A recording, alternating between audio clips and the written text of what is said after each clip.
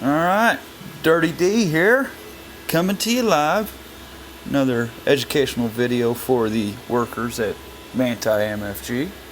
I'd like to talk about the coolant today. A lot of you have a lot of questions about it. What do I do? How much do I mix? Did I put too much in? Did I not put enough? Why is it foaming? Why is it clear? A lot of questions. Alright, well, break it down for you. Show you some stuff here. Well, this one's the DM2. We have the large filter on it. This machine, like the TM1P, it cuts carbon. It's going to change the color of the coolant. It starts out as blue, it'll turn into clear. That's because the carbon fiber is going to absorb some of the color out of the coolant. That's just going to happen. So don't think because it's not blue that it is not correct.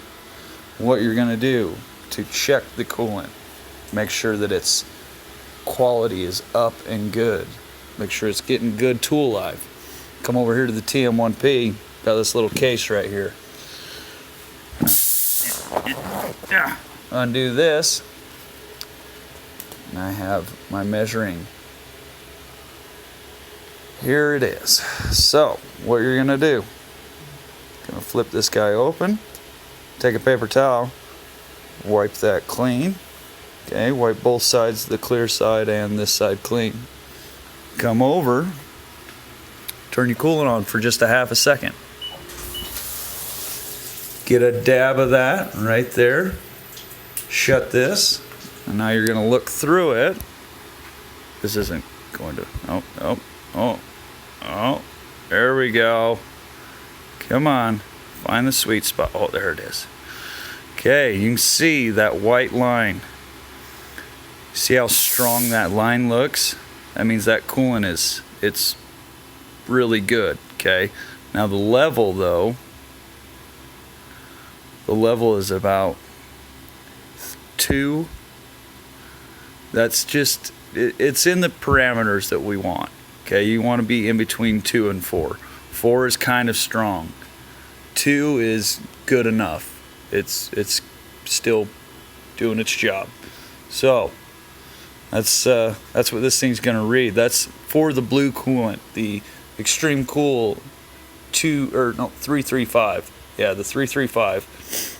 That's where that needs to be, in between 2 and 4. The TM1P, the DM2 are the only ones that take it at this moment.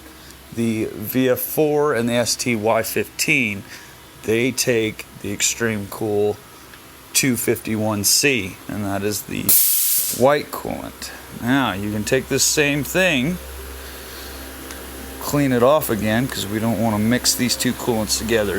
That's the worst thing you can do. Don't ever do that, because that stuff over there is a synthetic, the blue coolant. It'll start to gel up and just become just this nasty jelly crap that it won't even go through the pump. So I like to just come to the drain pan, but we're going to get some of this coolant on. And I know this one's not going to be as good.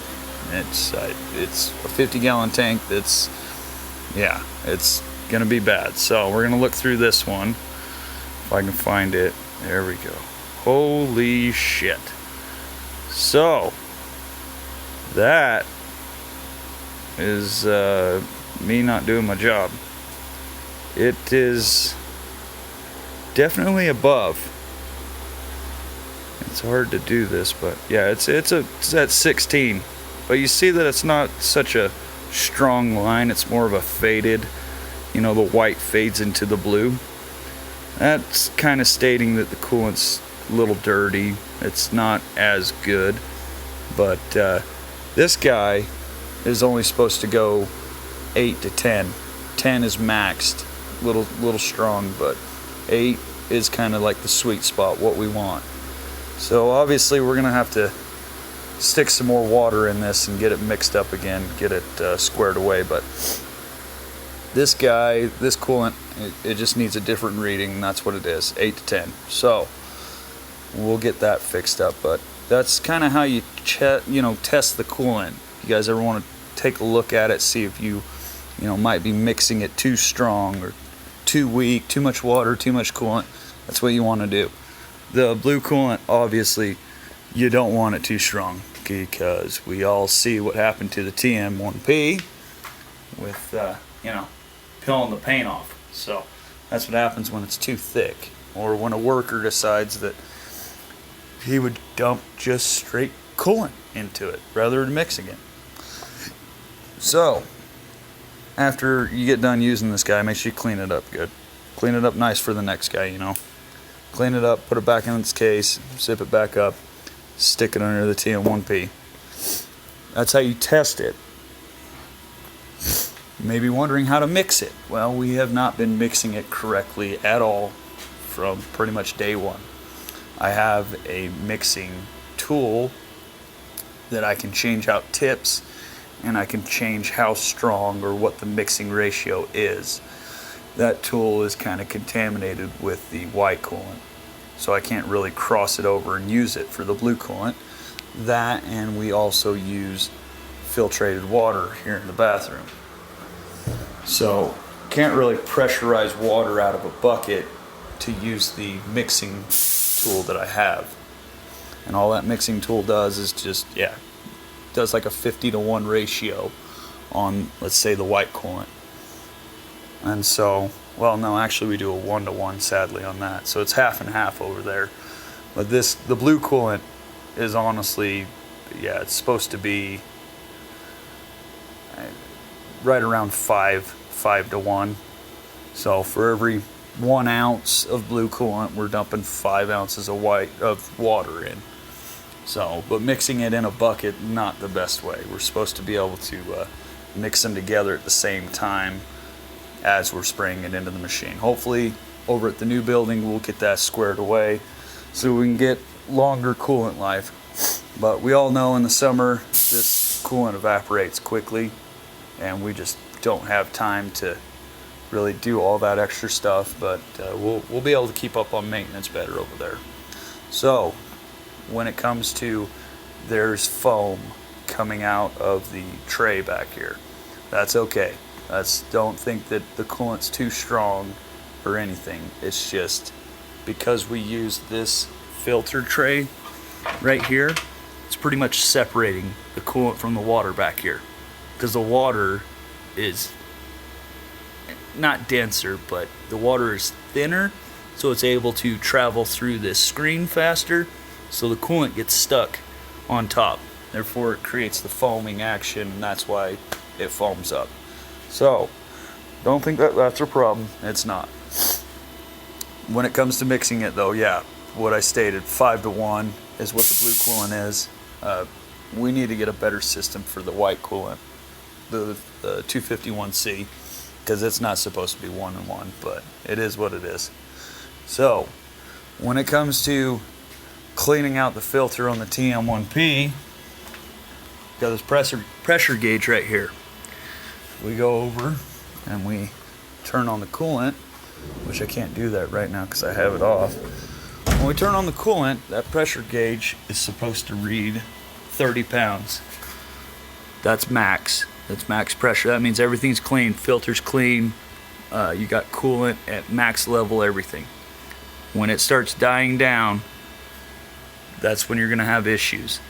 That's when you're losing coolant pressure, and you start to have more tool wear, and you have inconsistencies in your product that you're cutting.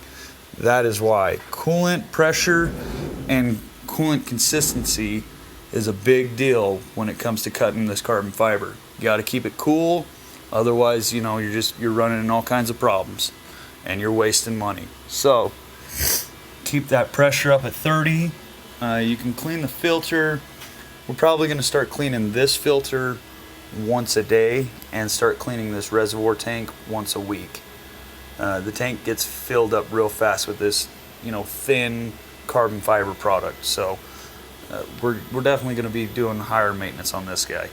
So that's this one. This one's simple. This guy's just, I've taught everybody how to do this. You pull these 3 out, or you pull these 2 out, loosen the third one, swing this over. You're going to pull out a metal screen with a nylon filter inside of it. You lift that up, pull your trash can real close. You're going to dump the remaining fluid back in here. turn your filter and screen upside down, and sometimes it compacts it so good in there that you have to take your rubber mallet here and you sit and tap on the filter to bust up the carbon fiber, make it loose to be able to pull the filter out. Pull the filter out, get all the carbon fiber out, shove it back in the screen.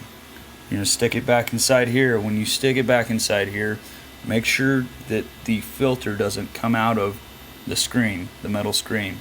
So push the filter back down so it pops into a groove. Then you can tighten all this stuff back up, put it back together, turn on your coolant, make sure it's good to go. When it comes to cleaning the trays, everybody knows that you're probably only going to get about 10 cycles before you're going to have to come over and dump this tray.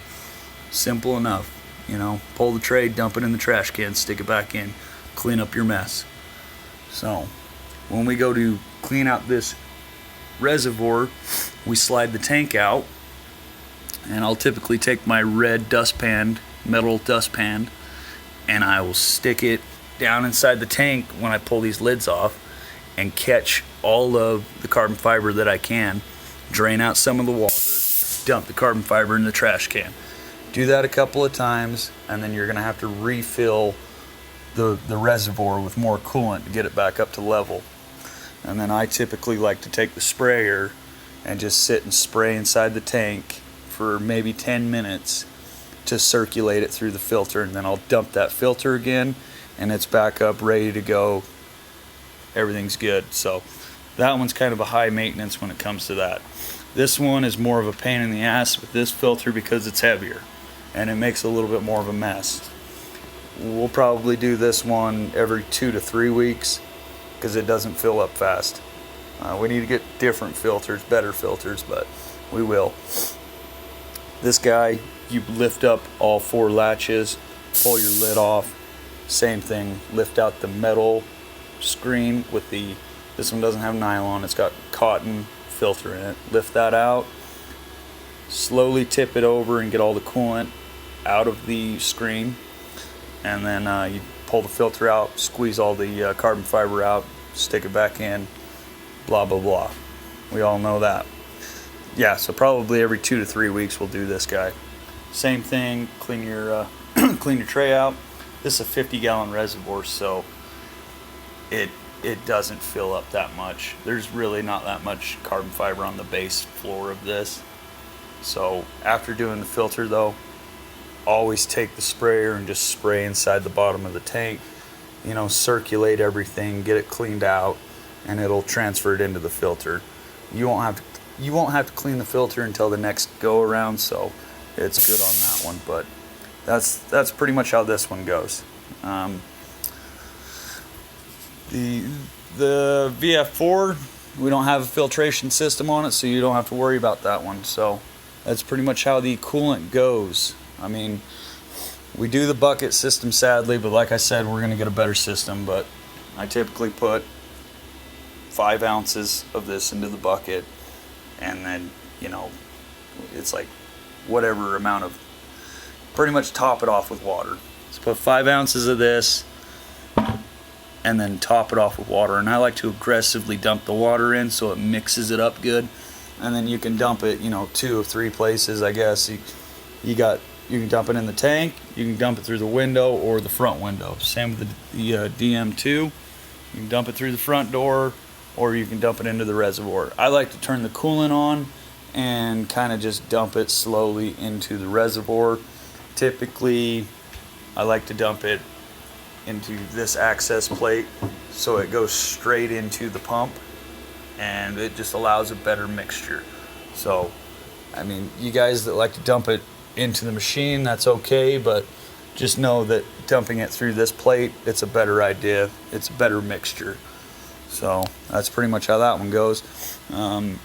Same thing with the VF4, only we use a separate bucket because we don't want to mix any of these 2 coolants together.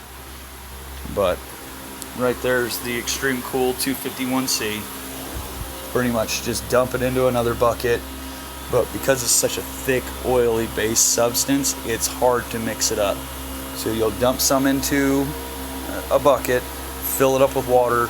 You're going to want to find a piece of aluminum somewhere and sit and stir that bucket up. get that bucket stirred up real good, and then, yeah, obviously turn the coolant on, dump it into this access plate, good mixture. That's how you take care of it. So hopefully we get a better method though.